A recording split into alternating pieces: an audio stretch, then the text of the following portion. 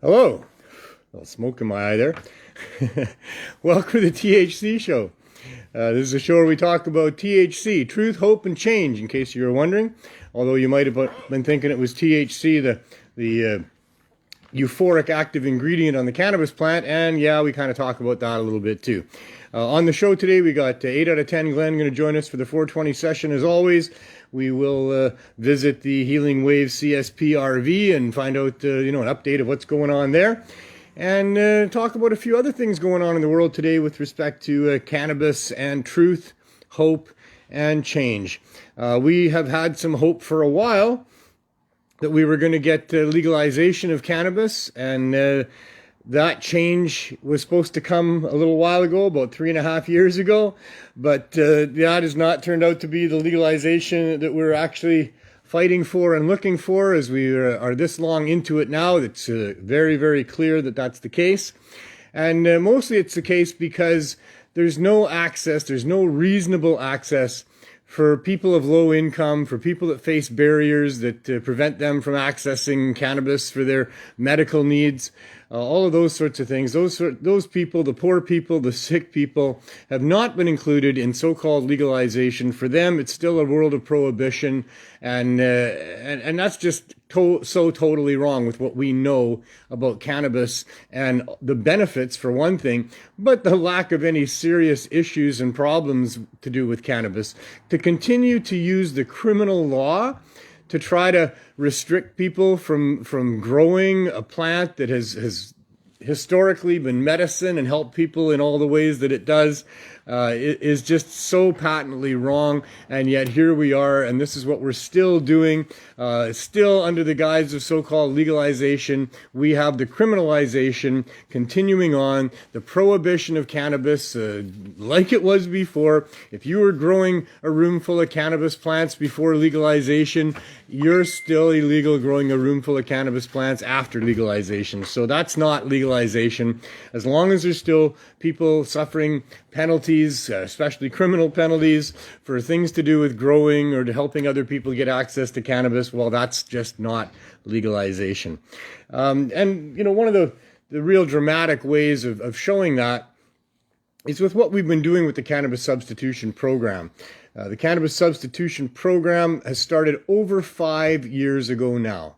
I always feel the need to tell people about what it's all about on the show because of new people that are watching that haven't seen it before. But it certainly has been getting repetitive. And I know for those people that watch the show faithfully, it must be very repetitive to hear me continue to go on and on about what this is about. But 5 years ago, in response to the overdose death crisis, the public health emergency that had happened as a result of a poisoned drug supply all of a sudden, the underground supply of opioids and other types of hard street drugs had been tainted with fentanyl, a drug that's an opioid, but 100 times more powerful than what heroin is. And so therefore, just a tiny little grain is all it can take to kill somebody. And people started dying en masse, and so that became an issue.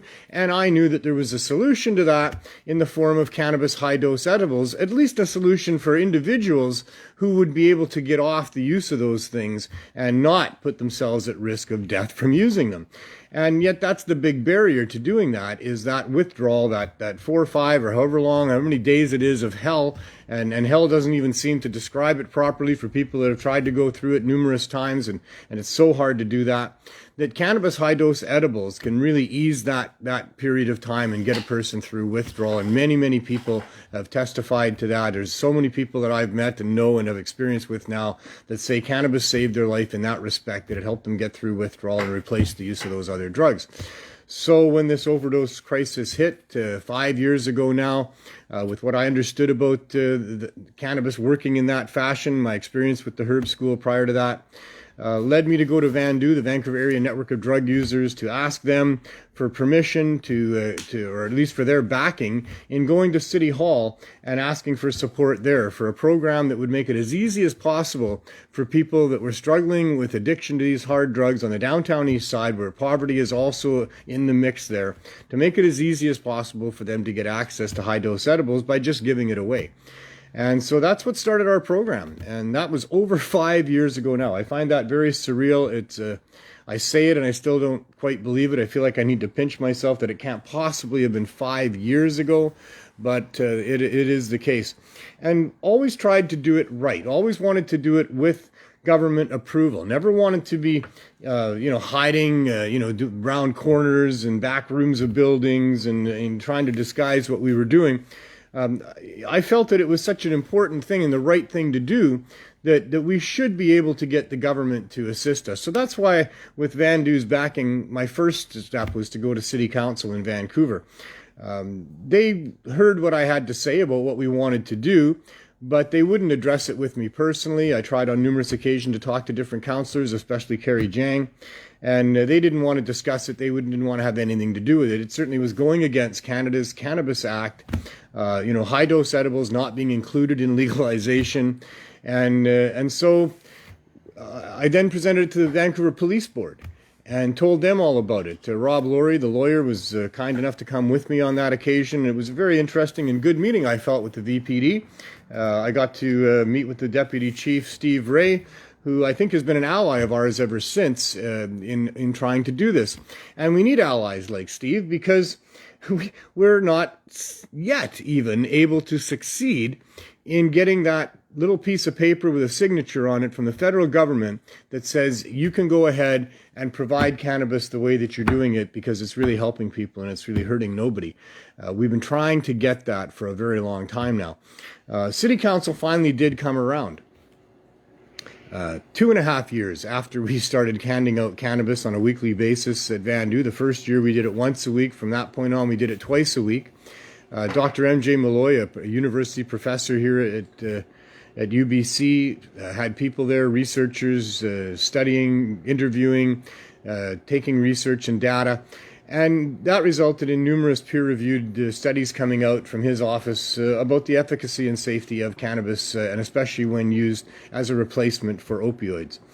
So because of that, 2.5 years after we started, City Council did come around, thanks to Councillor Rebecca Bly, who put forward a motion to support low-barrier access to cannabis in the fashion that we were doing it, and we were going to continue doing it. And in fact, we met with her and had a very good discussion and had an understanding that we would find a place and we would start providing low-cost cannabis as well as no-cost cannabis, as that's an important way to get to people as well, that not everybody that's having issues with addiction to these hard substances are going to come and line up in a long lineup and be part of a group that's being given cannabis to help them with their addiction. Many people don't want anybody to know, wouldn't put up their hand and say, look at me, I'm addicted to hard drugs and I'm going to take some free handouts to try to curb that. And so we needed to have a way that people could have anonymity and facing no barriers in just having a storefront that they could come into anonymously and get what they needed. And so a year after that motion passed, we finally managed to find a landlord who would actually rent to us, because the way things are in this world now, all the landlords have lawyers, and the lawyers all understand that if they're going to rent to somebody that's going to be providing cannabis without being licensed, then they're subject to being prosecuted themselves, and so they won't do that. But we finally did find a good landlord who really appreciated the program that we'd been running for 3.5 years by that time, and he did rent us this space that we're broadcasting from today. And we moved in here and we set up a beautiful little store, and we had a wonderful thing going on that was so much better than having lineups twice a week at Vandu in all kinds of inclement weather, with all the issues of people having to line up for hours and all the other problems that were there that we had to deal with. Really vanished when we had a storefront and we could be here for 8 hours a day, 6 days a week.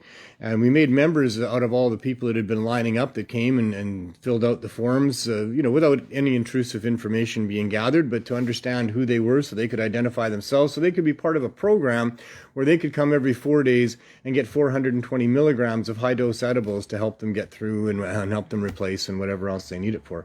And so that's what we did. And in that time, pretty much within a couple of weeks we had a city licensing person show up who just was randomly going up and down the streets looking for businesses opening without licenses, I guess. And she said, oh my goodness, you have a little store here, you're selling cannabis, and let me check. No, you don't have a license and you're going to have to stop doing that. And I said, no, we're different, and we have permission, sort of through city council, and they've passed a motion to support us, and that ended up with conversations with the head of the licensing department, and he didn't seem to care about the motion that was passed. He wasn't aware of it when it was brought to his attention. And they decided, and council bowed to the licensing's decision, which was that they were going to follow Canada's lead on the cannabis file, and they were not going to allow us to have a store and license us until we got permission from the government.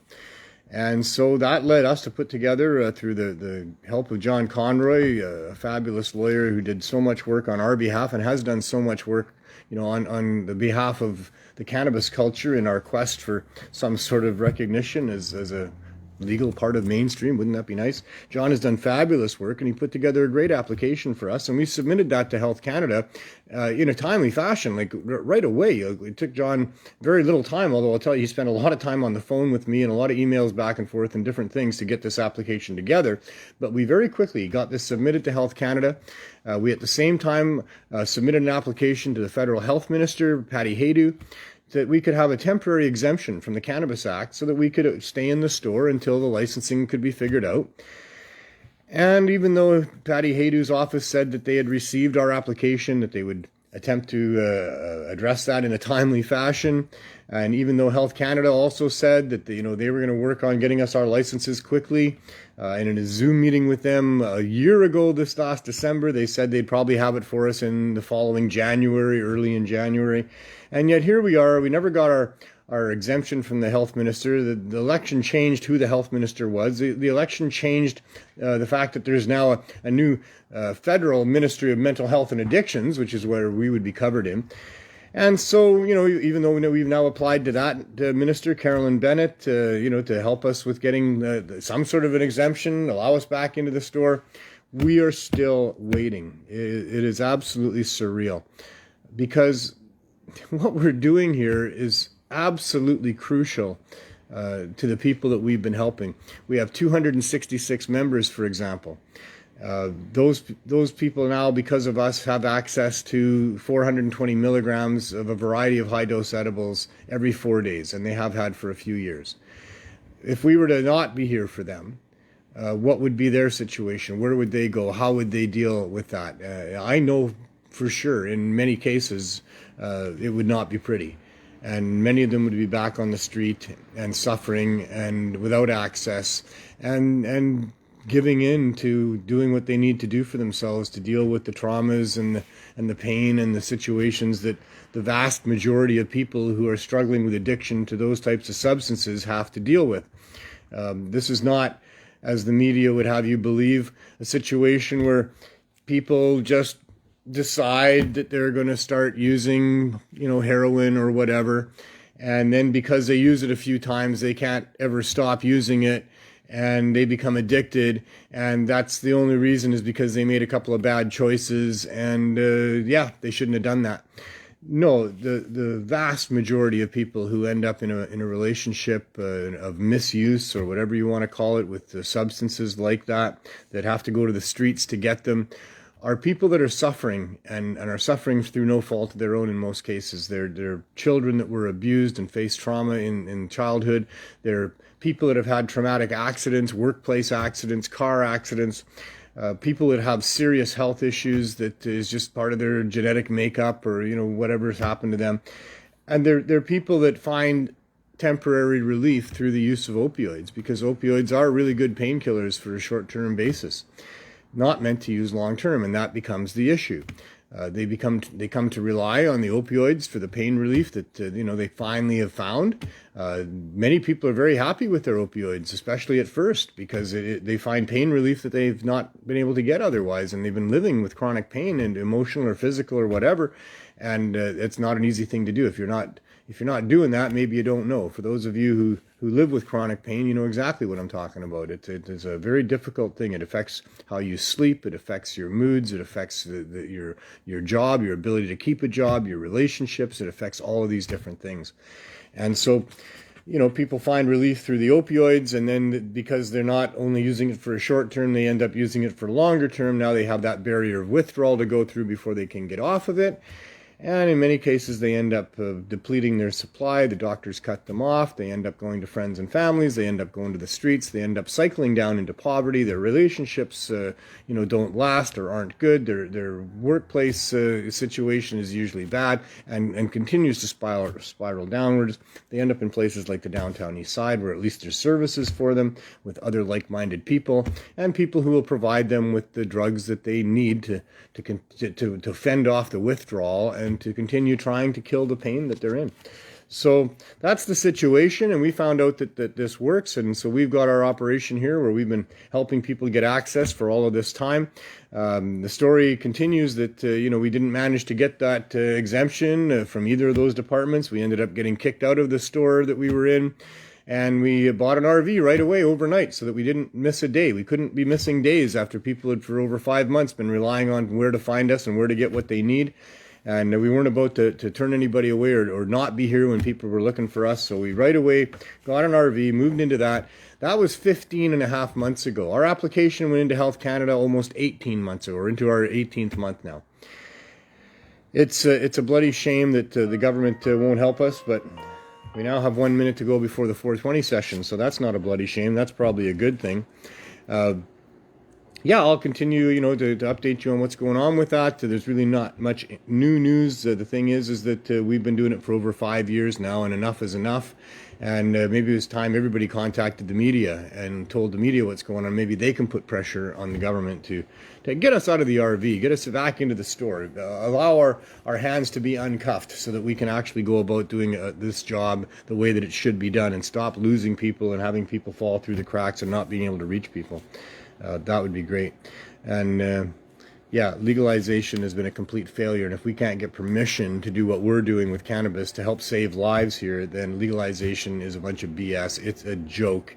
And until there's no more penalties for cannabis, especially criminal, and until the sick and the poor people have easy access to affordable cannabis, and there's no penalties involved, and farmers can just grow cannabis and bring it to the marketplace, and there can be high-end stores and low-end stores and all the rest of it. Until that happens, we don't have legalization, and we need to keep fighting hard for it because it is really, really important. But legalization or not, we always smoke weed at 420, and it's 420. And Glenn Wells joins me as always on the 420 session. I hope you got something there at home to, inhale some magical vapors of your own wherever you are. What do you got? What have I got? Yeah. Oh, man, I got what I usually got. Some cannabis? Yeah. I got, I'm a very lucky human being when it comes to accessing cannabis. We are both, yes. We live in Vancouver for one thing. Just to live in BC is... BC's best cannabis, right? Absolutely. And in Vancouver, it's easily accessible, always has been. Even when it was completely illegal, there was always lots of cannabis in Vancouver. Yep. So very lucky in that sense. Lucky that it matters to me, and it's been an issue enough that I quit my job to become an activist for it, because that's put me into a position of being able to access cannabis really easily. Yeah, that's true. To say the least, holy smokes. And now running what we have here with respect to access to low barrier cannabis, which means low cost and no cost, and having a variety of good cannabis for people and a variety of all of the things that people require. We have topicals, a huge variety of edibles, concentrates in almost all their different forms, right to diamonds. All that stuff is available. All that stuff is as affordable as we can make it for people, and that's more affordable than anywhere else you're going to find for sure. The point is, to answer the question, I have several good strains of cannabis here to choose from. I typically gather a handful of each one of them and put them together in a pile. I even have a couple of your strains. Do you? Yeah, I got some Miracle Alien Cookie yesterday and some Jealousy. Yeah. Okay. And I knew that he was here a few days before, so you probably have some of that too, right? Maybe. He doesn't want to tell anybody. All I'll say is we have good things here to help people. Oh, with. We do. And we have two things going on here. We have a program where we give it away for free, and a lot of that is donations.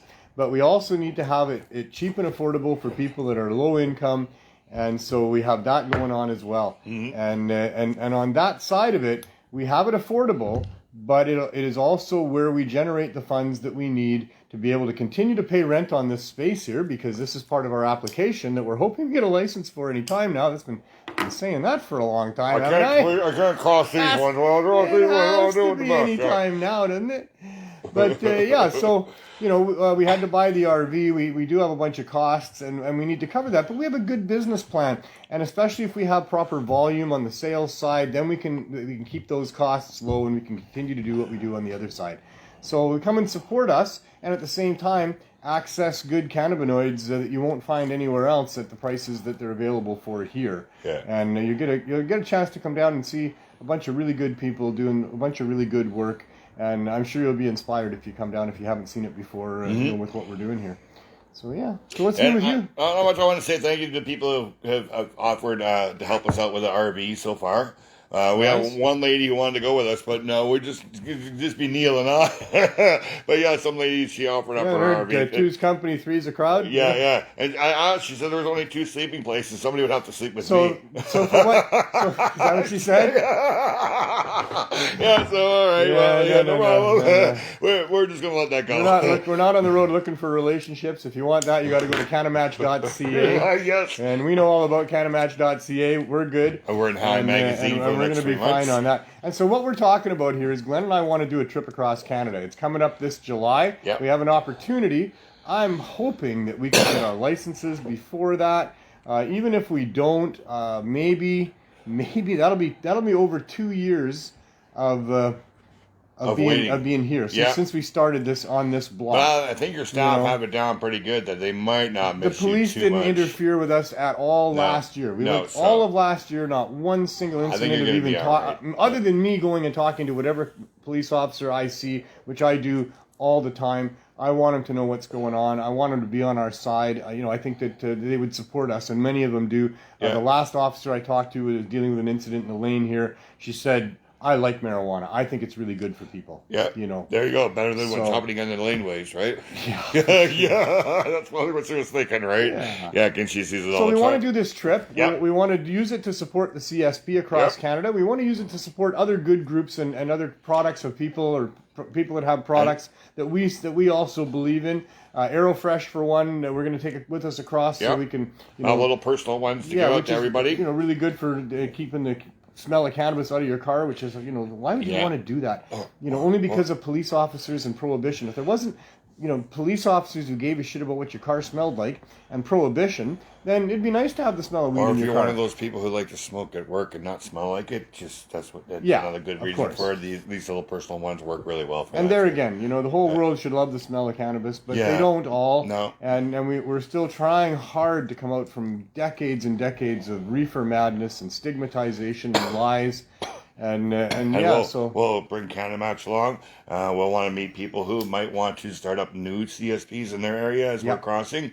And we're going to go that way to the east. And if we don't get you on the east, we still got to come back west. Which means we still might not get to you because Canada is a vast province. And it is. And people live far apart lots of times. So we'll do our best. We're going to have a month. Well, you guys can come and meet us along the highway or something like that. I'm sure the Emergencies Act will be gone by then, and we won't get in trouble for having a crowd. I talked last week a lot more than I normally do. I was so upset with what was going on with the comments being made by our Prime Minister. The actions being made by the police and the government are totally disgusting. They are totally against what this country is supposed to be all about. How disgusting is it to hear our Prime Minister up there painting the thousands and tens of thousands of people that are very upset. Not like he says, would be upset with COVID. Yeah, we're all tired of flipping COVID. We're tired and upset about mandates and restrictions that have really done very little to stop the spread and have taken away people's rights and destroyed small businesses, is ruining families and putting people into poverty and homelessness and all the rest of the stuff that's come with the government's decision on how to handle these things. This is what people are upset about. And for our Prime Minister to be standing up there and deciding that all of these people are to be dismissed that they are all crazy, that they are nothing but fringe people, that they're racist people, that they're somehow QAnon, crazy, tinfoil hat wearing terrorists that are criminals, and these are criminal acts by people that are trying to harm Canada's economy. I'm not happy that the Canada's economy had to take a little bit of a hit with what the truckers did to make their point. And not just truckers, by the way. We're talking truckers and farmers and good people. Many, many good people that I know personally that are patriotic Canadians who care a lot about this country, who care a lot about the people and what our rights are and what we mean as a country and where our standing is and what our reputation is. What it means to be Canadian is important to a lot of good people. And they went and stood up and wanted to say something about it, and he dismissed them all, called them all criminals. They're the ones that hurt Canada's economy and shut down small business and travel. Give me a break. We've spent 2 years having our economy severely impacted by the choices of this Prime Minister and this government. Our travel's restricted. So many restrictions, so many businesses lost because of the choices of the federal government in Canada and provincial governments in Canada. And he has the gall to point a finger at the truckers and say that, oh my goodness, they're hurting our economy and hurting small business. This is the hypocrisy that we are now faced with in an extremely corrupt country, far more corrupt than even I thought it could possibly be, which has all been exposed through the last couple of years of restrictions and mandates that clearly, early on, were not being effective and were not proper in a country that values human rights. Within a few months of this pandemic, governments should have been able to properly communicate the situation to people with the truth and clearly the truth. And then people get to make their own decisions about how they live their lives and how they protect their elders and how they protect themselves and how they do and don't go out of their homes or go shopping or wear masks or any of that kind of stuff. You want to wear a mask? I'm fine with that. Go right ahead. You want to stay isolated at home? That's your choice. You want to be scared of a pandemic? I don't blame you. Go ahead and do it. I'm not going to harass anybody for any of that. That's their choice. But for those people who don't trust an experimental vaccine that we could not possibly know the results of long term until long term has happened. And for good reason, we don't trust the medical community. For good reason, we don't trust governments and corporations. And the way that they were forcing, bribing, threatening, coercing people into making sure they all got this shot in the arm tells me there's something going on that I don't trust and I don't like and I don't want it. Now, I don't have to have it. I'm not going to get it. And if I can't travel for a little while or can't go to a restaurant, well, I guess that's the choices they're making about my life and making me that type of a second-class citizen. Oh, well, I'd rather endure that till this is over and not get that shot. And that's my choice. And I'm not doing it to put anybody at risk. I'm not threatening anybody's grandparents. I'm not sick. I didn't get sick. I'm not passing nothing on. If I did start to feel sick, I would not come out and bother anybody. I would not pass it on to anybody because I'm smart enough now to know what it means to live with a virus, as we all should be given credit for. So shame on the Prime Minister. We've been living with viruses for centuries. For Centuries, right? Yeah, and we just got a real big taste of what that's like, fresh here. Yeah. And so now we all did a whole bunch of research. We've all listened to a whole bunch of scientists and doctors and epidemiologists. It's not killed and us all yet. The rest of it. It's not killed us yet. Well, it killed some people. I mean, holy smokes. I mean, the race. The flu kills people every year. Lots of them. Yeah. Keep track of the numbers. Diabetes kills more. Oh, my God. Right? Do we really have our ministers standing up there night after night and giving us the numbers? Do we want to know how many people tobacco killed today? Do you want to know how many people this killed today? The drug war kills a lot of people. Trying to prevent people from taking drugs kills a lot of people. Take Brazil, for example. Brazil is now like the second capital of cocaine in the world.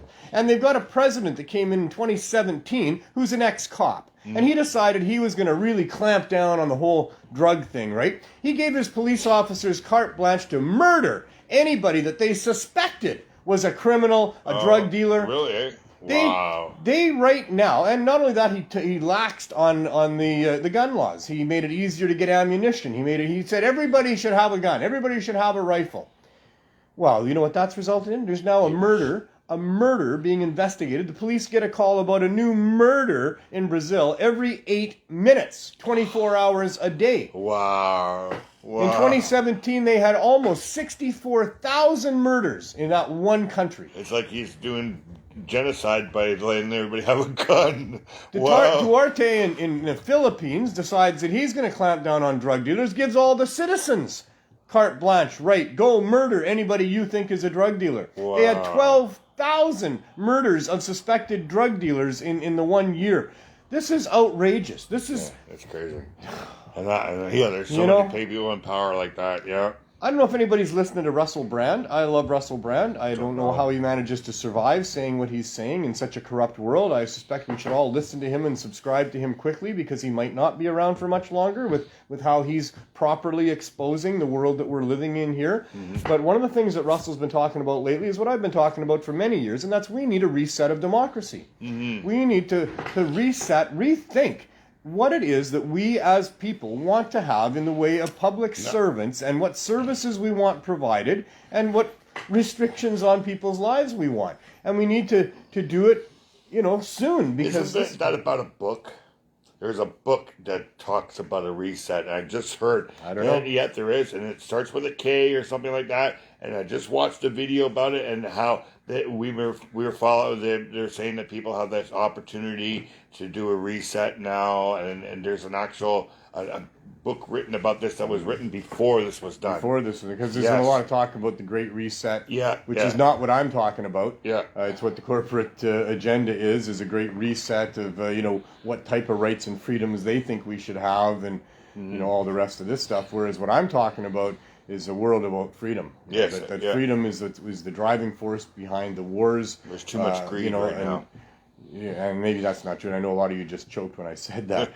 But, we have been fighting wars for freedom for a long time. That is at the basis of what a lot of this is all about. And it may not be, in the real world, it might just be over resources. It might just be over countries, controlling other countries or feeling threatened by other countries. But for many people that were, called to service, that have stood on the front lines, for them, it's about protecting their families. And they were even at the demonstrations in Ottawa. And I even heard some of the guys said that there was more vaxxed people at those demonstrations than there was unvaxxed. It wasn't an anti-vax. No, it wasn't. No, it wasn't at all. They're just tired of the mandates. And you're absolutely right, and thank you. There was tons of veterans that I saw speaking out and talking about what they think should and shouldn't be happening. Yeah, because they're the ones who protected our country, and then they see our country doing something like this, and they pisses them off. And then there's our prime minister. Pisses them off, and there's our prime minister has the gall to just dismiss these people, to not meet with them at all, to have no dialogue whatsoever. And his reason was because somebody had a swastika flag, so I'm not going to go in. Yeah, well, you know what?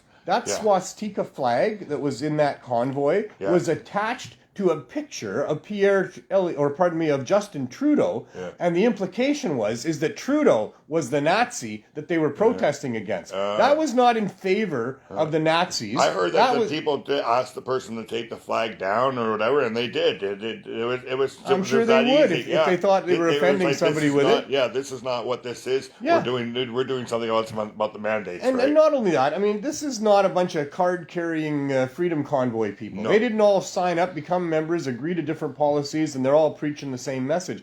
These are people from many different walks of life that join together into a convoy to have their voices heard. And with their kids, too. And if there's some people that joined the convoy that have views that aren't acceptable in today's world, well, that's just something that can happen. Yeah. That's not on the organizers. That's not on the people that are all there trying to just fight for basic freedoms. And it's not for the government to tell you that you can't think that way. This is the world that we live in. Yeah. Is that because there is some of that fringe element in there, that's what the media focuses on. That's what the politicians focus on. You hear Bill Blair being interviewed all across the country here, and how he's spouting the exact same storyline as the media and the Prime Minister, and that is that these people are to be dismissed, that they are not representative of Canadians. In fact, he said that what's happening with the truckers' convoy is un-Canadian. Can you imagine that? No. It's one of the most Canadian things I've ever seen. I've been inspired by so many good Canadians that are willing to get out there. You know that there are corners of busy intersections all across Canada right now where there's a bunch of people with Canadian flags, flying their flags with all their signs, saying the things that need to be said about what freedom means to us and how important it is to Canadians, and people driving by honking their horns in support and waving in support. That is going on all across Canada right now. Yeah. And for him to say that these aren't even Canadians, these aren't citizens, these are all supported by people in other countries. The rhetoric that's coming out of his mouth is just absolutely disturbing beyond belief. I'm beside myself. I've lived through numerous regimes of prime ministers, including Stephen Harper, who I hated with a passion for many of the things that he had to say and what he did, and his contempt for people that just wanted freedom and wanted to be able to use cannabis. Nothing compares to what I've seen from Trudeau at this point. Nothing. Worse. Trudeau, what he's done, his dismissal of these people, his unwillingness to go and meet with them, to have any dialogue at all. They represented a large number of Canadians that had genuine concerns, and now to be saying that, the science is in, and so we're going to be removing restrictions and mandates now, and it had nothing to do with the truckers' convoy. I want to make sure that is very, very clear. I did not allow for probably 30 or 40% of the Canadian populace who rose up and had something to say to affect me, in case you care. That's his attitude about it. Yeah. All of these people, and I'm talking about lots and lots of people.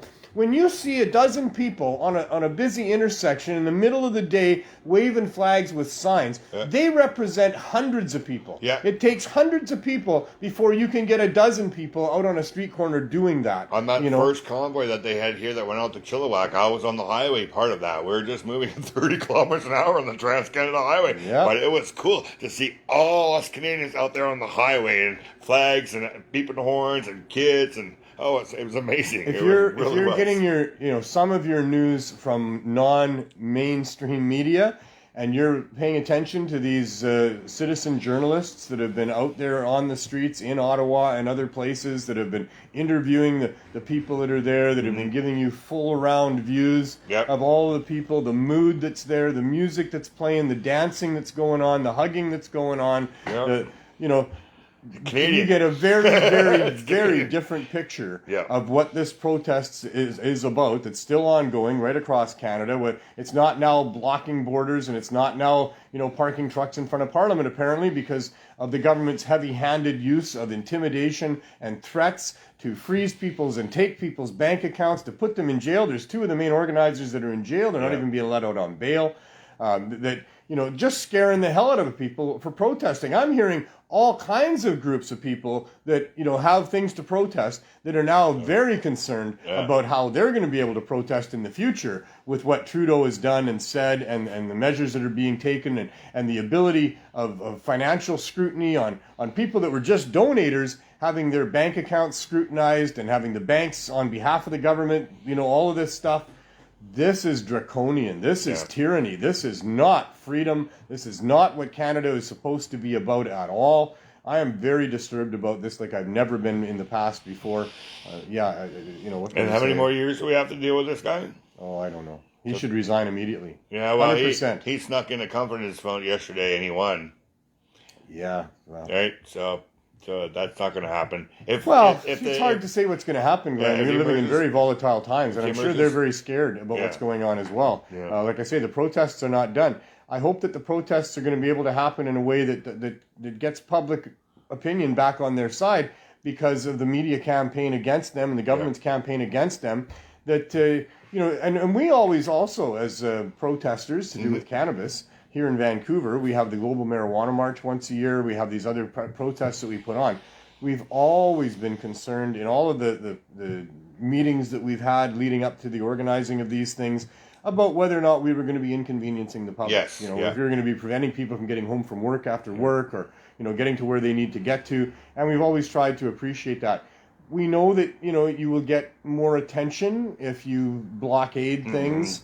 Mm-hmm. But, there's a real trade-off there between whether or not it's good publicity or bad publicity. And we're just trying to make a difference. We're just trying to get the government's attention and the people's support to be able to change bad laws. And so you got to be careful when you're doing a protest as to what. Like, you don't want to cripple the whole country's economy for the next year so that everybody's out of work and nobody can afford housing, to make a point. I mean, you can say, hey, yeah, well, it's the government's fault because if they didn't do this, we wouldn't have done that. No, that's not right. You need to be very creative in how you do things. We got a lot of trucks moving across Canada. I think that they're all a billboard. Mm-hmm. They could all be designed to say lots of different things as they drive along the highways of Canada. Like they did for the farmers of India, where they all had signs on the back of their trucks and stuff, and in the fronts and everything. There are strategic places where you could park a bulletin board where you're not interfering with traffic flow, and yet that message is being received by many, many people driving back and forth. There's other things as well. You could buy billboards that Trudeau drives by every day. You have the ability to raise exactly. Right? Yes. You could, and that's 100%. And people that will put your sign there. Well, sure. Yeah. And the whole point of that is to put it where people are going to be phoning Trudeau and saying, hey, because they're friends, right? Justin, I'm getting tired of seeing all these trucks with your ugly mug on it calling you a liar. Yeah. Like, why are they doing that? Why can't you do something to make these people love you like all other prime ministers should? You have the whole, billions and trillions of dollars that you collect on taxes. You should be able to use that money to have Canadians love you, right? To spend that money on things that they want. It shouldn't be hard. Well, but the reason that we hate our prime ministers is because they don't love Canadians. They don't give that money back to Canadians. They support corporations. They support the billionaires. And we all know that. And we're all at the brunt of that because we're the ones that are being exploited and taken advantage of by these people at our government's own allowance of that to happen. And that's why we hate our prime ministers. Yeah. But if our prime ministers wanted to be loved, which they don't give a shit because they're supported by corporations who are going to kill them if they don't, you know what I mean? Yeah. Like it's threats or bribes for sure. Political life, your political life will be over. You decide you want that job as prime minister, you're going to be taking bribes from corporations because that's just how it goes. Because if you don't, you won't continue in that job one way or another. Be it a sniper in a grassy knoll or whatever it is. You try to go against the corporate agenda as a prime minister of a country, I don't think you survive very long. Yeah. I'd like to see it. I'd like to see countries have enough protections for their public servants that they could operate and protect us from the corporate elite, which would be great. But, that isn't happening. That's not happening in Canada. That's been exposed completely throughout this last couple of years for sure. I mean, we all knew it before that too. Yeah, but we have found out just the extent to which the corruption is and goes. And we're living in very corrupt times, and Justin Trudeau is a very corrupt person. The pharma companies just won big because now they're just going to come out and tell everybody that they have to have a booster shot. So every year, those companies are going to make that guaranteed amount of money, right? So it's bad. Yeah. And we should look into Trudeau's investments and see if he's invested in anything that profits off of vaccines, because he ordered like 10 times more vaccines than we needed. We're giving them away now to third world countries. That was all paid for with taxpayer dollars. I wonder. I have to wonder. Yeah. Where is the kickback? Where is the money? Because I guarantee you follow the money, you'll understand the decisions that are made, because that's what drives all decisions in this country, and that's where we need to stop things. That's where we need to reset our democracy. We need to have public servants who protect us from the corporate elite to make sure that individual Canadians are treated as sovereign beings with the rights to do or not do whatever they want to do or not do unless they're harming somebody else, and then have reasonable justice involved. Reasonable justice. Not a $6.5 million fine for a medical cannabis dispensary that was operating out in the open with full support of their municipality, with thousands of members that never hurt anybody, that never had any claims against them for bodily injury or harm to our society, that is now being charged $6.5 million. Why? Because they want to make the point that you shouldn't have done that. And they don't want other people to do that. And so the way they're going to make sure other people don't do that is by bringing in a bulldozer to kill a bloody mosquito. Yep. And this is not right. This is not justice. This is not what freedom is all about. This is what tyrants do. This is what Putin does. And people like that. They take sledgehammers to mosquitoes. We're supposed to be living in a free, democratic country with public servants. And they're using a $6.5 million fine to scare people out of trying to provide cannabis to the medical people that need it when it's not being offered properly through the legalization system that they brought in. Oh my God, this is a corrupt world. It is. We have to defund the CSU. The province, Yes. The province of British Columbia just defund the CSU. It should be immediate. It's stupid. As soon as they came out and said, You "All pay right, $6.5 we're going to charge this place $6.5 million Are for we hurting no one Yeah. and helping hundreds," Are we in they should Mexico or- immediately have been disbanded. Like It should have been, Yeah. you guys obviously You don't pay have a clue. $6.5 million, we won't charge you. Yeah, and they should. In fact, they should be put in jail for that because Yeah. that's extortion. That is Exactly. racketeering. There's gotta be that something is wrong with threatening. That is abuse of power. That is a criminal misuse of public funds. That is contempt for the populace. This is a whole bunch of really bad things that this organization put together by Farnworth, Horgan, and the provincial NDP here in British Columbia have to answer for. Yeah. They're responsible for a whole lot of serious criminality with the CSU and what they've been doing into continuing to prevent sick people from getting access to the medicine, the natural herbal medicine that would help them, forcing them to use unnatural synthetic pharmaceuticals, which do nothing in most cases but screw them up even more. Yeah. And make you take more stuff for something else. Oh, yeah. man. Yeah. Well, such a corrupt world, Glenn. So now they're going to fight it, right? Ted's going to fight it. Well, as Doug best and he Michelle can. are fighting it. Of So course. yeah. So that's what we got to do. We'll see if there's any fight that can happen. I don't know what you can do with these people. I mean, there has to be something. I don't know if there has to be something. Lots of times there isn't. Well, if you're don't living pay, in Russia and Putin is the leader there, so and that evil regime decides that you don't get to do. I mean, you don't. If you don't pay, they're going to charge you. So then you have to go to court. So something will happen. The CSU is the court. There's no. You don't get to go in front of a judge. You do not get to go in front of any provincial or federal court judge on this one. Wow. And if you don't pay, well, what about an appeal? you're going to jail. Where's an appeal go to? That's through the CSU.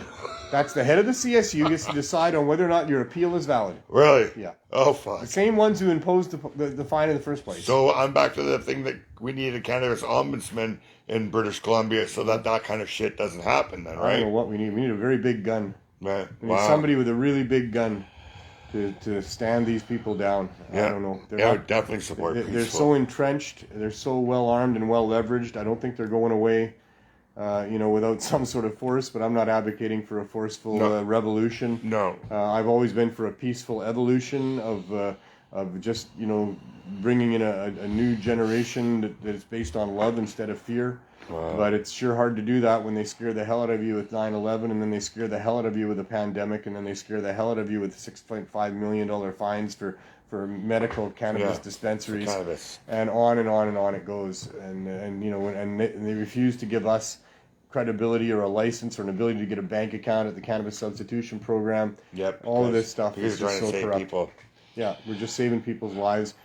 People's lives, by the way, who would not be put at risk if it wasn't for government policy in the first place. Mm-hmm. If there wasn't prohibition on natural plant medicines, if people were able to set up proper stores and have regulations that make sense, regulations are something that is within the realm of government. I'm not talking about freedom from all regulations or restrictions or rules or anything like that. There is a place for rules and regulations and restrictions. In many cases, we've shown throughout history that if there's not proper regulations on some things, people die. Products are put into the marketplace that are unsafe. Children die. Yeah. So you have to have especially workplace safety equipment regulations, regulations on how children's toys are put into the marketplace. All those types of things, and drugs. Yeah. There's lots of things out there. People like to take drugs. People will take drugs. They're going to take drugs because it's fun. They're going to take drugs because they don't think they're allowed to. They're going to take drugs because they're in pain and they're seeking some sort of relief. For whatever reason, human beings like to take drugs. Yep. They've been making and taking alcohol and other things for thousands and thousands of years, and in fact, lots of other animal species as well seek out mind-altering substances, inebriating substances. It's just a natural thing to do. But with the attempt by governments to prohibit these things, that's what's unnatural. Yeah. And that's what's driven all of this opioid overdose crisis. It's driven all of the gangs that we fight in North America here. It's driven all of the disrespect for police and governments that's happening right all through our communities. We learn early to disrespect the police. In places like Mexico and other places, and even in Brazil, they respect the people in the communities, have more respect for the gangsters, and the gangsters have more respect for them than they do for police and vice versa. Yeah. And so we're living in an extremely corrupt world, and it's corrupted because governments, on behalf of groups that want to monopolize and exploit and sell us shit and not allow other people to sell us stuff and all the rest of that, and it's government policy around drugs that has resulted in street gangs, in drug dealers on the streets, in people getting poisoned in their drug supply, in all the problems that we have to do with all of this stuff is all just simply because of prohibition. Mm-hmm. There are ways to allow people to have access. Regulations need to be as minimal as possible. Whenever a government is putting a regulation onto behavior or a product of some sort, it's an infringement on your rights. Yep. Unless you're overtly hurting somebody, which we're not talking about that. We're talking about trying to bring something to market and the government says, you can't do it that way. Yep. It's an infringement on your rights. Or to say, no, you can't buy it like that if you want it like that. It's an infringement on your rights. Sometimes it's a reasonable, justified, valid infringement on your rights. But that's what needs to be weighed whenever governments are putting restrictions onto things and regulations onto things. Mm-hmm. And it needs to be the least intrusive possible into your human rights whenever they do that. And there's a point where they put regulations onto things where now people are no longer going to adhere to the regulations. They find it too difficult to access that which they want to have. Mm-hmm. It's available to them without regulations in an underground marketplace, and that's where they're going to go and get it. If it's a dangerous product, a dangerous drug, a dangerous substance that is being traded here, it needs to be regulated. They need to be controlled as best you can. When you lose that control, when now that's going to be made available in an underground marketplace without any regulations at all, outside of the oversight of government, that's where danger happens. Mm. That's, so the mandate of the regulators is to make sure that the regulations that they put onto things doesn't make it so that it's more attractive to go and get it around the street corner, down the back alley, somebody's basement suite, or outside of the mainstream marketplace. They need to make sure that everybody finds it easy enough to get what they want, even if it's dangerous stuff. You can buy gasoline. Basically. You're not allowed to put gasoline into glass containers. No. They have to be proper containers with regular before they'll sell you the gasoline and let you take it away. But a 10-year-old can go and fill up a container and buy gasoline there. There's other restrictions. They put signs up where you're not allowed to smoke anywhere near where the gasoline is being transferred and things like that. These are regular, reasonable regulations on what is a very, very dangerous and volatile product. So we can deal with dangerous and volatile substances. Yeah. Adult human beings, age restrictions sometimes make sense for accessing certain things. But adults deserve the respect of public servants to be able to go and get gasoline and pesticides and too much sugar if you want and too much alcohol if you want. And even those rolled up tobacco cylinders full of poison and suck on them if you want. Adult human beings get to make bad choices. Yep. It's nobody's business but them and their families. That's how we learn. Yeah. The government's role in that is to make education readily available so people at least understand that if you get an involvement with this particular substance, it could be problematic. Yeah. If they put a bucket of crack cocaine on the street corner and put up a sign that said free for everybody, by the way, it can be highly addictive. Yeah. It can impair you. It can blah, blah, blah. Many people have had bad experiences. Do the proper job somehow, simply, eloquently put together an educational campaign that explains the properties of this particular substance. But it's free. Most people, understanding what the substance is about, would completely walk away from that. They would want nothing to do with that. Yeah. It's not something they're interested in. Yeah. But now if the government says, oh, well, you can't have it, we're going to regulate it, restrict it so that, you can't really get it, well, now people are going to come and take some. Now they're going to come and sneak some when nobody's looking. Now they're going to do it when they otherwise wouldn't even have thought of doing it. Just because there's some government guy there saying, hey, you can't do this. People don't like that. People want to be free to make their own choices. Yeah. When you're told you can't Stupid do ones something, or brilliant ones, it doesn't matter, right? Yeah. What's the one you're going to think of? The door you're not allowed to go through. You don't care about the ones you can go through. There's one you're not allowed to go through. That's the one you're going to think about. Yeah. That's the one you want to get in and have a look at. Why can't I go? What the fuck is in there? Why can't I look in that? Yeah. I'm a free adult. I mean, what the fuck? Who are you? It's how we are. We're just. That's what it is to have a human spirit. Yeah. Is you don't let people push you around. And as soon as you feel like you're being pushed around, well, you get your back up a little bit. You're like, hey, what the fuck? Yeah. I'm an adult. I get to make my own decisions. Who are you? It's a normal human reaction for people that haven't been beaten into submission by society. And this society is trying to beat us into submission on the cannabis file and numerous other things as well. So anyway, that's what I figured I had to talk about. There we go, eh? I don't know if there's much else. Feeling better? Last year, 1921, in the United States, there was the sale of hemp the reported sale of hemp, and that's a legal crop that's been selected. The government has selectively bred the THC out of a couple of strains of cannabis, and that is what is industrial hemp, and it's used for all kinds of wonderful things, clothing, textiles. You name it, fuel, it's food, the seeds are food. So it's this amazing plant that has all these great applications. It is the cousin, if you will, of the plants that are criminally restricted for people accessing. Yeah.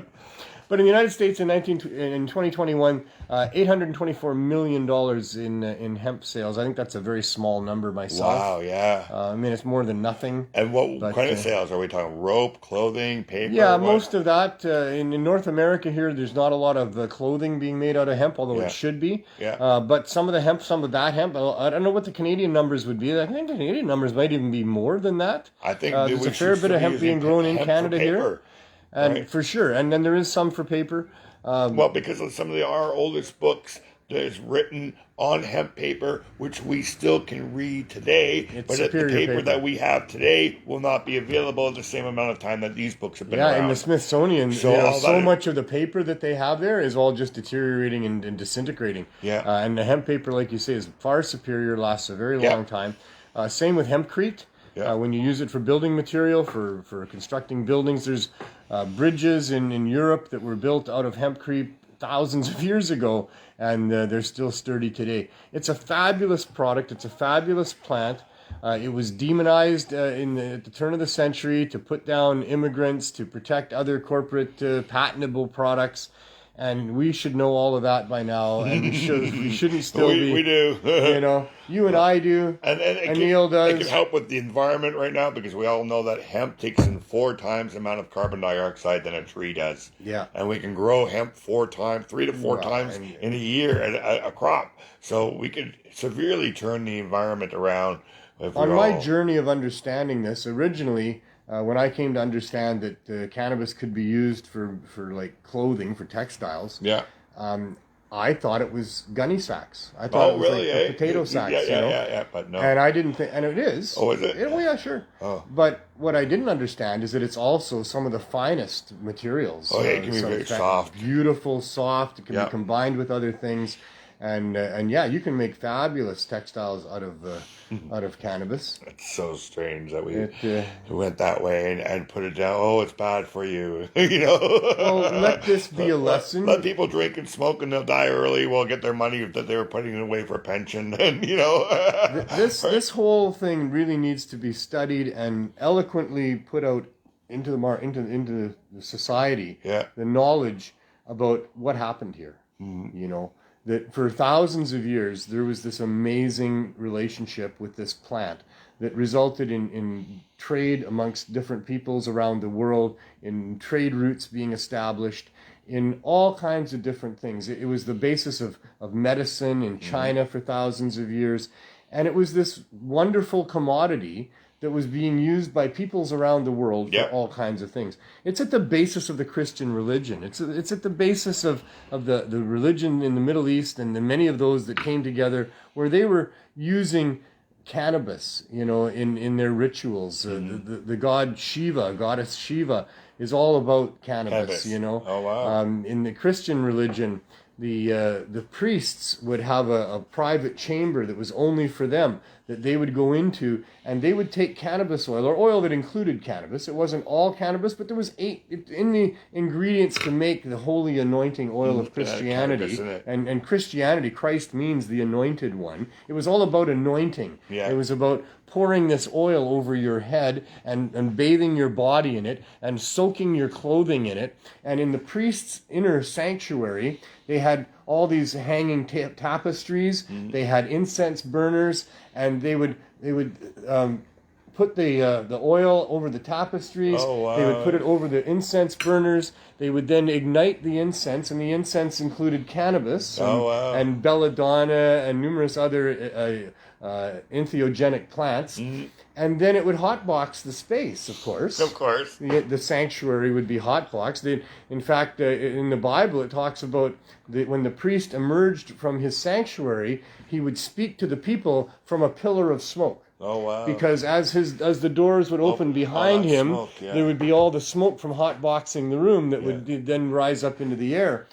And so, I mean, the priest was going in there with a bunch of psychoactive plants, lighting them on fire, inhaling the magical vapors, having communion with the gods, coming out and giving up his revelations. Like, seriously. It sort of sounds like what DMT can do for us now, right? Cause DMT is a whole other thing. Yeah, because people are saying that they're seeing gods and talking to spirits and stuff like that, and right? maybe because of the ayahuasca and the belladonna and the other things that would have been involved. Wonder if they were burning some of that stuff other in there, entheogens, there very well could have been a lot of visions going on right, there. If it was just cannabis, then maybe not so much of the visions. But 100%.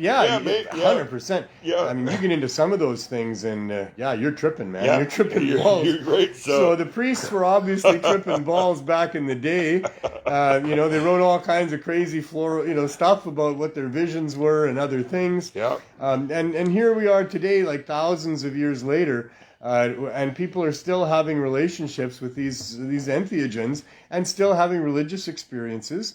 The people talk about their experiences with magical mushrooms, with DMT, with ayahuasca, with numerous other things. And it's spiritual. It's spiritual awakenings. Yeah. It's like, oh my God, now I understand. You know? It's a great understanding. It's been going on for a very long time. Yeah. But what changed is that somehow back in the early part of the 1900s, in this sort of a new country, the U.S., which is still maturing as a country, they allowed for a bunch of greedy industrialists and some ideologues to make some rules about who could access what. And they decided to outlaw cannabis because it was the Rockefellers, Yeah. It was the Rockefellers, and it was Bayer. I mean, DuPont was involved there shortly after that, but originally it was the Rockefellers when it comes to medicine and fuel. Yeah. The Rockefellers had a partnership with Bayer Pharmaceutical. They had a lot of fuel rights there. In fact, they ended up getting convicted in U.S. courts for having a monopoly over the distribution of fuel. They had to separate their huge company up into different subsidiaries, and that's where you get Shell and Texaco and and Esso and all these others. But they were still all basically being controlled by the Rockefellers. They didn't really break up their monopoly like they were supposed to.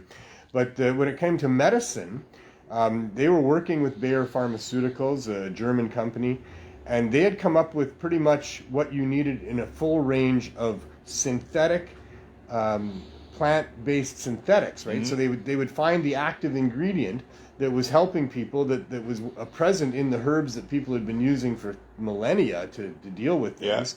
And so they could isolate that active ingredient, they could synthesize it, mass manufacture it, put it into standardized dosages of pills. And so now they could train a bunch of doctors to know how to present this pill for this illness and this pill for this illness and blah, blah, blah. And so that was their big scheme. That was the modern age of medicine that arrived in North America here and in Europe as well. They started partnering with universities to train the doctors into how to prescribe the pills and what the pills were all for.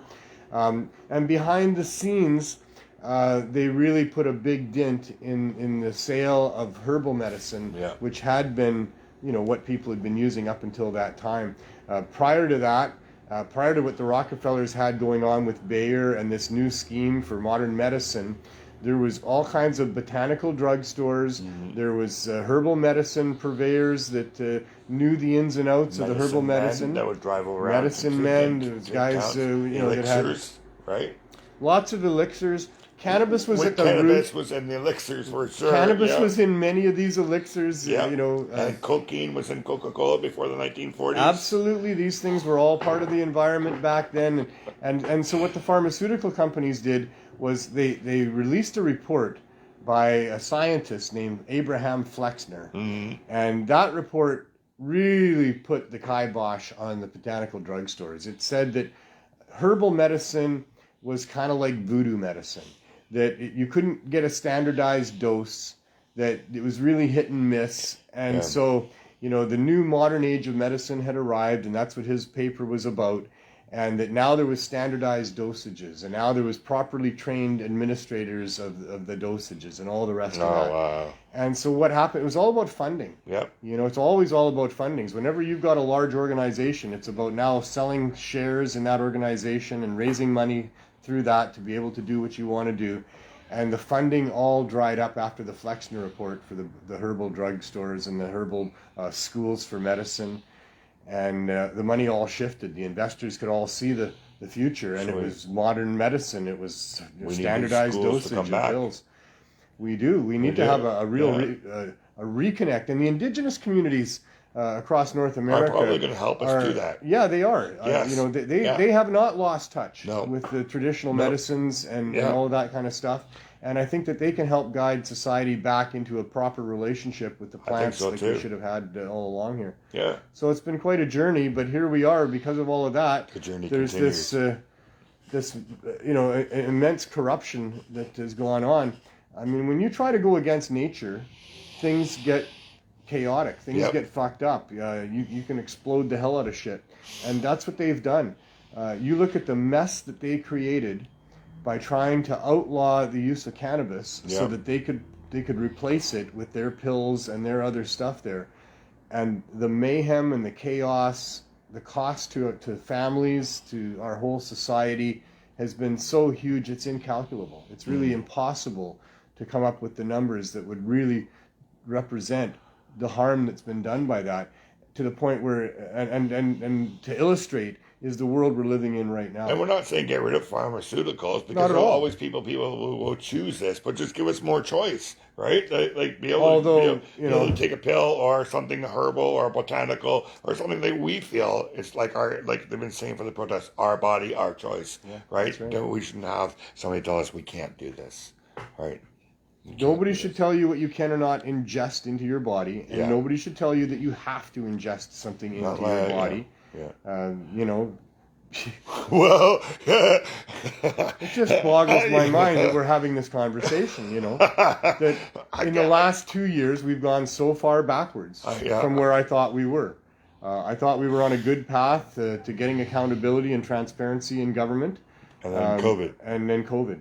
And all of a sudden government brings out the big heavy artillery and says, oh, no, we're putting a stop to all your protest rallies. We're putting a stop to people getting together. We're going to scare the shit out of most of you. And I think what they've done is, in a very sophisticated way, they have used hypnotic techniques in hitting the right buttons in some people to get them to peer pressure. To abandon their reason, basically. Oh, yeah, okay. That because there's people, even my ex-wife, who was, thought, her politics were so much different than they are now. And many, many other people. I have seen people react in ways that are not, it's not them. Mm-hmm.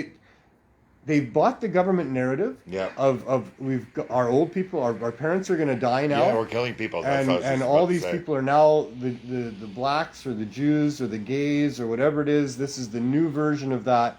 These are bad people.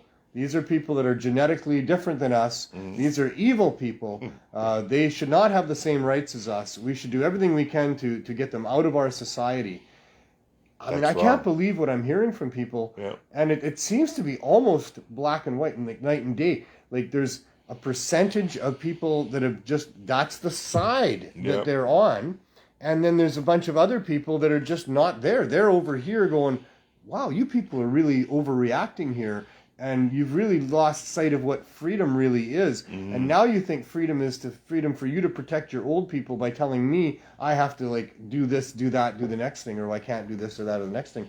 It's a real strange thing here. But to watch the sophistication of the messages, to see how the media, all the media is controlled by two major media outlets, by the way, all the mainstream media. Mm-hmm. You can see it. There's been different documentaries that expose how they're all right on target, right? The same messaging, the same wording, everything repeated the same way. Yeah. And they have presented a very sophisticated, very scary, almost believable, certainly believable for many, narrative about what has to be done and what's going on here. And then when the government tries to change the rules, people are still scared, right? And some people are never going to not be scared now. Yeah, I worry for the children on that. Like that, like I see that microban commercial where you spray the stuff, your germs are gone for 24 hours. Well, before microban, we were still living with those germs, and we're still here today. We're made of germs. Yeah, I know, exactly, right? I mean, these bacteria in our environment, they're not all healthy, we don't sure. know. We do need to have a relatively clean space because too much filth does promote the growth of harmful bacteria. Yeah. But for the most part, the minor bacteria that are all around us, in the air, in the water, all around us all the time, on the things that we touch and what have you, they're all part of. It's part of the world. We are creatures of this environment. It's their world too. Yeah. We've evolved into this environment, and we're made out of them. We have more independent cells of bacteria in our human body than we do our own human body. Yep. And almost all of it works in coordination with us and allows us to digest food and to move things around the body and to heal things. And they are working,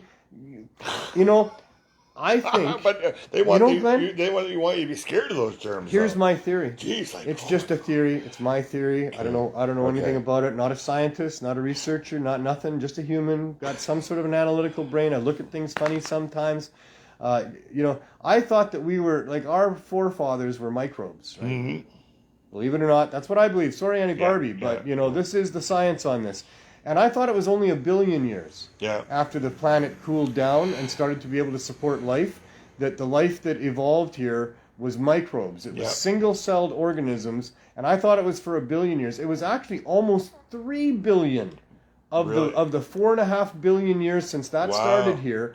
Almost 3 of it, the world was full, the oceans were full of microbes that were single-celled. And so what happened after almost 3 billion years is one bacteria ate another bacteria, and that bacteria didn't die in the process. Mm. It became part of that other bacteria. And that's mitochondria. Mm. And the relationship between mitochondria and bacteria and the cells, all of our cells, all of the cells of all the living things on the planet have mitochondria in them. And that's one of the driving forces of these cells. Wow. And that change allowed for cells to coordinate and join together and cooperate with each other, especially when there was threats.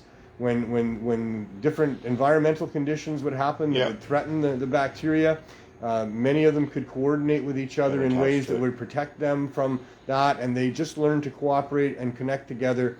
And here we are now a collection of cells, not counting the bacteria, of trillions of cells all working in unison to make our body and the bodies of all the other animals and what have you.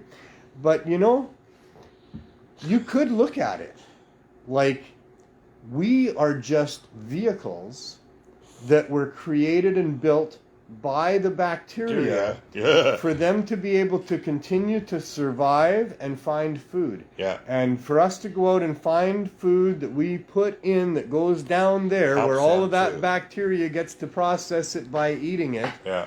We are vehicles for bacteria. Basically, we're walking bacteriums We're just intelligent bacteria, I guess. Yeah, like we were using outhouses before we had washrooms and stuff. We're still here today too, right? There's a lot of bacteria there.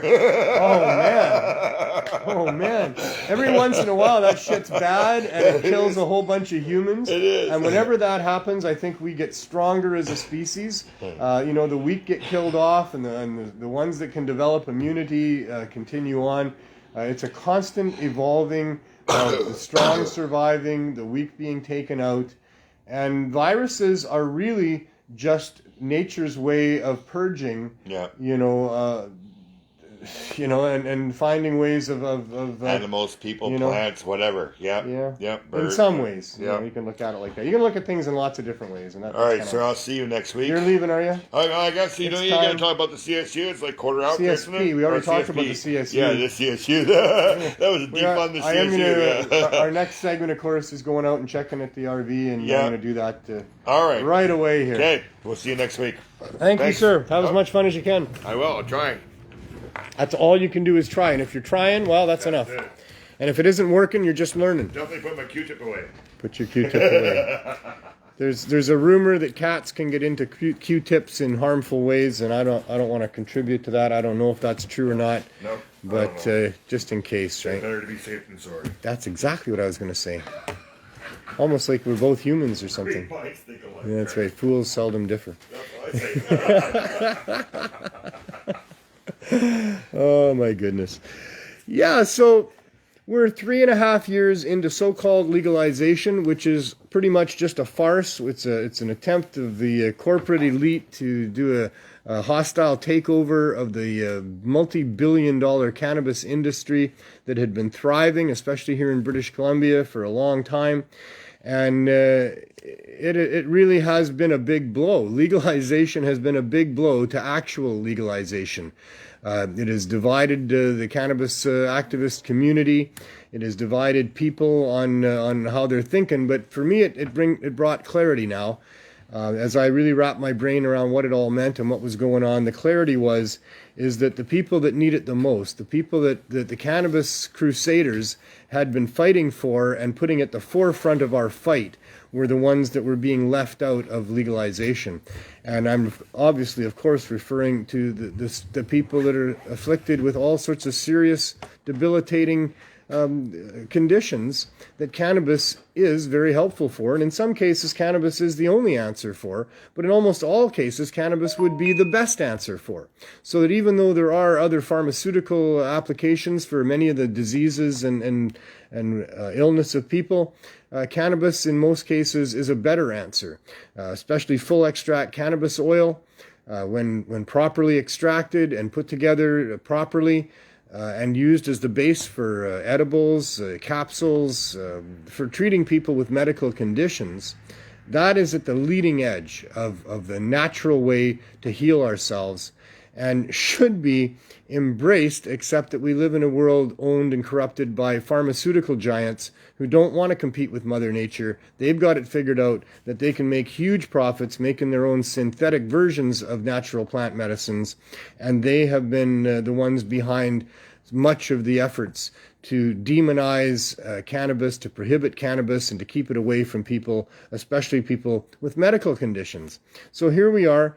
The cannabis crusaders fought hard and foremost for the medical community of cannabis users, and legalization did not include them.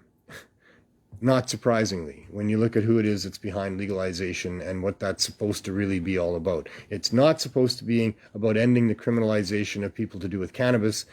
What it really turned out to be about was trying to take over the sale of cannabis, keeping artificially high prices for cannabis, and denying the medical patients proper access to cannabis so that they would continue to be forced into using pharmaceutical products. This is a heinous crime that's being committed against sick people, and it needs to stop somehow. So we're trying to do that. We're not bending over, rolling over, holding up a white flag and saying that we give up. This is a wonderful community of activists in Canada and around North America and probably around the world, but I'm mostly dealing with people in North America here. But they haven't all gone away. They haven't all gone to the other side. They haven't all given up. There's a large group of really dedicated, very inspiring people that are putting together a method for getting cannabis in the form of full extract cannabis oil into the hands of the people that need it. And there will be some big announcements coming up here probably in early April that I'll be letting you in on about how that's all going to work. But there will be an app to go on your telephone and to be able to use for people that want to access proper information about these things and to access proper access to these things. And so I'm really inspired lately and excited to be working with such amazing people in trying to make all of this a reality, and look for those announcements coming up here. But on the other front, what we need is not just to have full extract cannabis oil available, but we need to have it easily available. We need to have low barrier access to all the different cannabinoids, especially just the raw flower. But not just especially the raw flower, I'd say especially high-dose edibles, and especially using properly extracted cannabis oil. And we're not going to give up that fight. And the fight is being waged in an effort to address the opioid crisis. Because with cannabis being very effective in helping people get through withdrawal and in helping people replace the use of the hard substances, especially the opioids, it needs to be embraced and allowed by government. And so that fight to allow for people suffering addictions to be able to access cannabis easily is the fight for low barrier access to cannabis for everybody else. And so we here at the Cannabis Substitution Program have been doing the best we can to try to get governments to support what we're doing here so that all people can have access to cannabis for medical use, for low barrier recreational use, which is also medical, by the way. And so that's what needs to happen, and that's what we're doing here. So we filed our applications with Health Canada. We're continuing to wait for them to do the right thing. We are continuing to lobby them to, do it in a timely fashion, although that's long overdue now. I mean, when it's been almost 18 months since we filed our application with Health Canada, or well into the 18th month, it's not a timely fashion anymore. And so we need to get this done. But we're going to continue this. We run the Cannabis Substitution Program here in Vancouver. That's where it started 5 years ago. It grew from there. There was a chapter in Victoria that started about 6 months after we started here, and that's still operating there with full support of the council and the police department in Victoria. We had Chris Backer in Halifax decide that he needed to help his community out in similar ways to what we were doing here, and he started a Cannabis Substitution East Coast. They have roughly 200 people every time that line up once a week to get their care packs, and it's been very successful there for over 2 years now. We have a branch in London, Ontario, started by Mary McCarthy, who was one of our head bakers here in Vancouver for a while and had to move back to London, Ontario, and started a chapter there. They're several months in, 100 to 200 people also once a week line up to get help there. And there's other people also starting up cannabis substitution programs elsewhere, and we're going to go across Canada, Glenn and I, and see if we can't inspire a few more of them. And the people that are working with the FICO and the FICO Institute are also talking about using products, surplus products and FICO infused products to start some other chapters, maybe down in the States as well.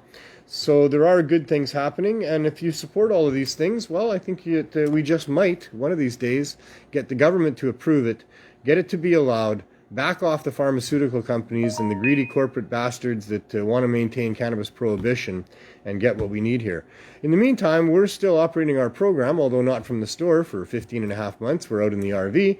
And as always on the show, as this show is all about the quest for community-based, low-barrier access cannabis stores, we'll go and visit the RV and see what's going on out there.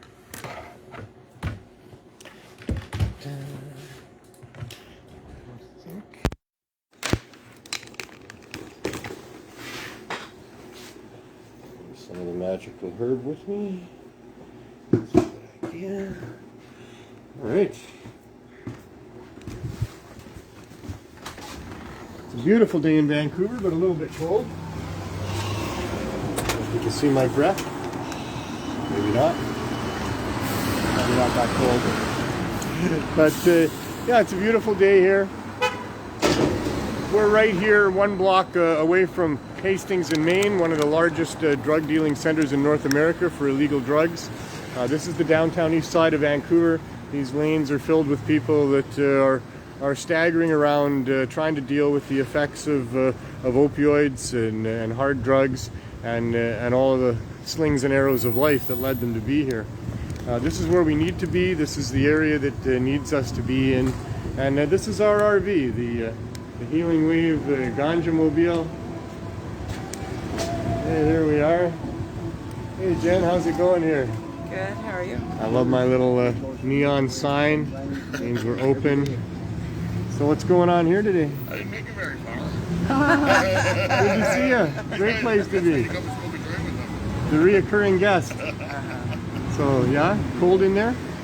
It's not too bad with our little heaters heater work? going, but That's good. it was quite cold out here this morning. It has been cold outside today for sure.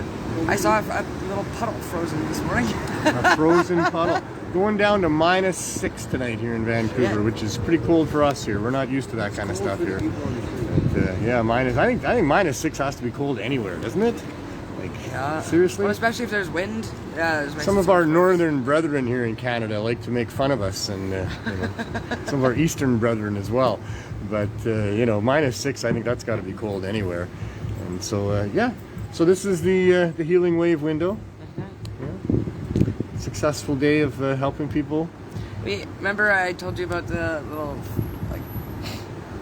sheets that Mike had dropped off that he wanted people to fill out. We got our first one back today. Nice. Yeah, with a great story of how his edibles helped him get off of. Nice. We want to gather people's stories. We're going to be doing that with the FICO Institute as well. It's going to be a lot about gathering people's stories and that sort of thing. Yeah. So, yeah, okay. I guess we'll go to the back and see what's going on there. All right. Okay.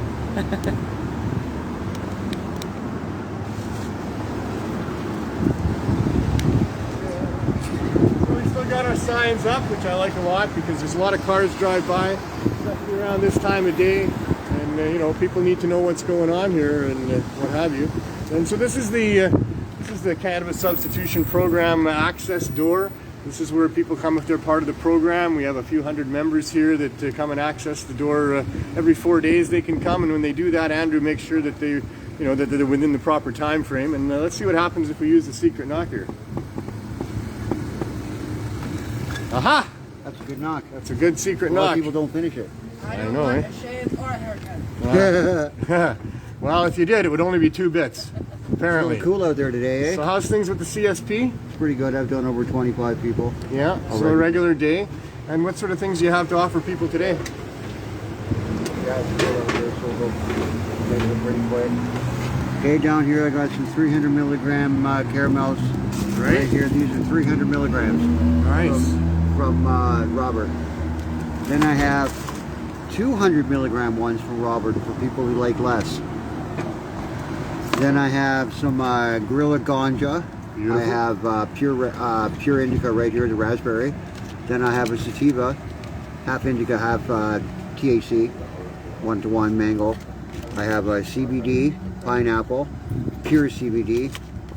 This should be, it says sativa, but it's supposed to say, Well, they shipped us, you know, something a little bit different than what we normally get. The color of the package is almost the same, so I think it was just a mistake.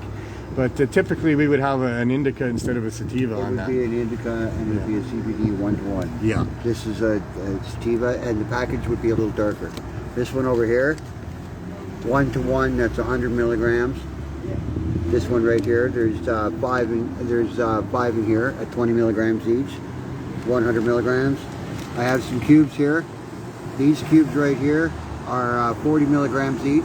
Right. So Green Wilderness. Yes, so I usually use it at the end to finish off their one. Usually have 120 left. This equals 120 milligrams. Right. I have some Star Cookies here. These are 100 milligrams from Joe Pepper. Right on. Yep. I have these ones here are made with cinnamon. Right. So, and then I have Robert back again with cookies that are Right. We have 120, also cookies from Kevin. 125 milligrams. Nice. These ones over here are brownies. But these brownies were done by somebody else, not Roberta. Yeah. So we have somebody else that did it. Yeah, I think actually Neil had a hand in that. Yeah, these are I call these 80 milligrams. All my brownies are 80 milligrams. Right on. I have some. I have some Keith pills at 50 milligrams. More people are taking them lately. Great. They're very good. Yeah. 50 milligrams. We just recently got some Charlotte's Web caps as well. Carly made those for us, so that we have those available for people if they want that particular 5 milligram. CBD. These are 5 milligram pills, THC, Right. and these are the 50 milligram ones. Right, here. from Dirty Dave. Yeah, they always love the pills. Yeah. I have Caps stories. are very helpful I have for stories people. of people that have taken the pills that have come back to life. Right, they've got more energy, they got more life. These pills have helped them. Very good. This helps them very much. So one guy in the front said, "I don't smoke joints, edibles. Right. Edibles bring me back to life." So we're doing the good thing right. We're doing the right thing right here. Very good. Well, thanks, Very Andrew. good. Okay. You're doing a fine job. We'll see you on the flip side momentarily. Thanks, guys. Appreciate it. Hey, I want to talk to you. So you're in a rush. Well, we're Catch you later.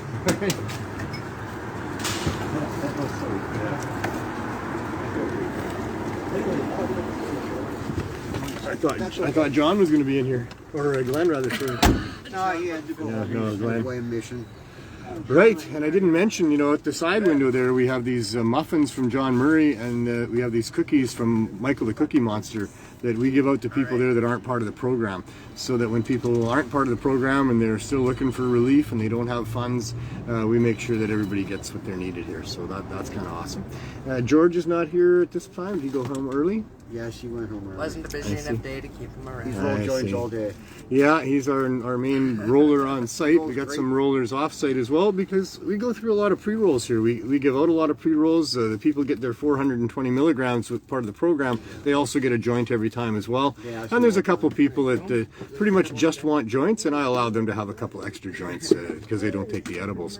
But also at the window, if people come and they need something and they don't have funds, then they also get a joint offered to them as well. So we go through a lot of joints here, and thanks to George and Edward and other people that George roll rolls great joints joints. for He's us. a great joint roller. He is. Yeah, he's always there. Yeah. So what stories are going to be in your blog tonight? What are you going to say, Miss Janet? In case you don't know, Jennifer puts together a blog every night about what happens here during the day, the people that we're helping and are involved with, and it's very, very interesting and compelling. People that start reading it, they tend to want to read it every night. So you got notes today? Did you take any I've got notes? a few notes. Yeah, you want to let us in on some of that?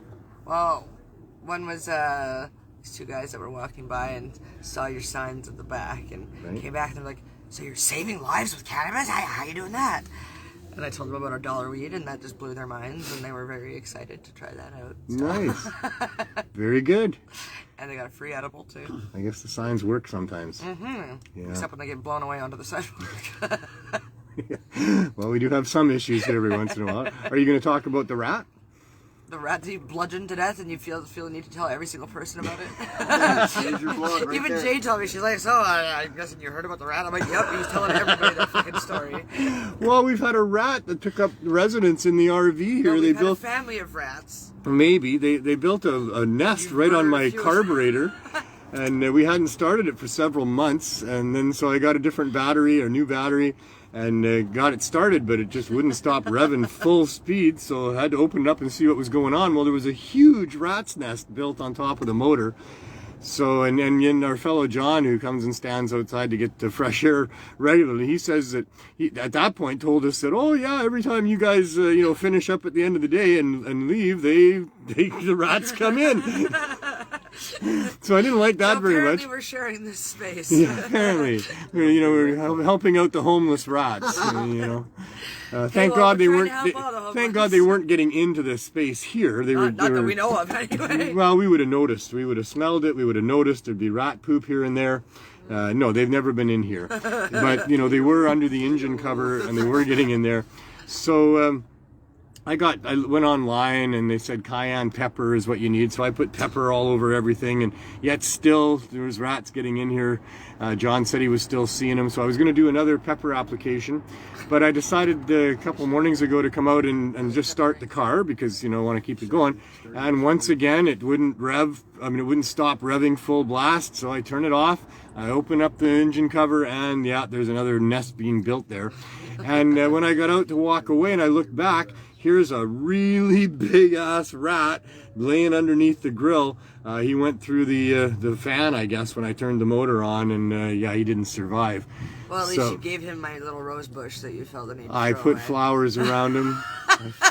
I don't really like rats, See, but even you know, the they're creatures we don't necessarily appreciate deserve right. some dignity in death. That's right, you know. I wasn't happy that I had to end the thing's life, but maybe it'll stay away. And then I gave another big application of the cayenne pepper. I told you just And we'll burn see. the underside of the van. Yeah, we'll have to do something here. But no, actually, now we're being told, and I should have known this anyway, that there's some sort of an electronic device that we can hook up maybe to the battery here that'll keep them away. And so we'll try that next. Because More humane way of death. Hurts their ears. well, it doesn't kill them. Good. Yeah. They I just didn't stay enjoy away. hearing a bludgeoning story No, first thing it's this the- morning. It's the high pitch. What a way to that start the keeps them day. away. No, and that really wasn't the worst way to start the day. Is what happened actually, which is we lost another friend of ours here. Another young soul. Wyatt, a young man in his 20s, the son of a fellow that was a volunteer for us. Wyatt came and volunteered for us at Vandu as well. Yesterday died of an overdose early in the day. It's just so heartbreaking. You know, the government really needs to allow for all kinds of stores to be here and in other areas of Canada. They need to admit that what they're doing is not working.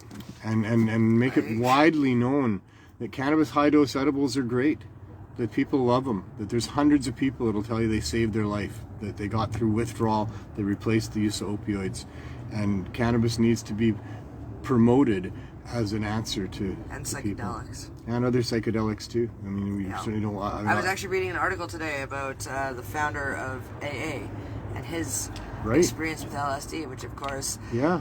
the AA did not want that announced. They did not, because to them it's complete abstinence. Mm-hmm. You cannot use anything, nothing mind altering.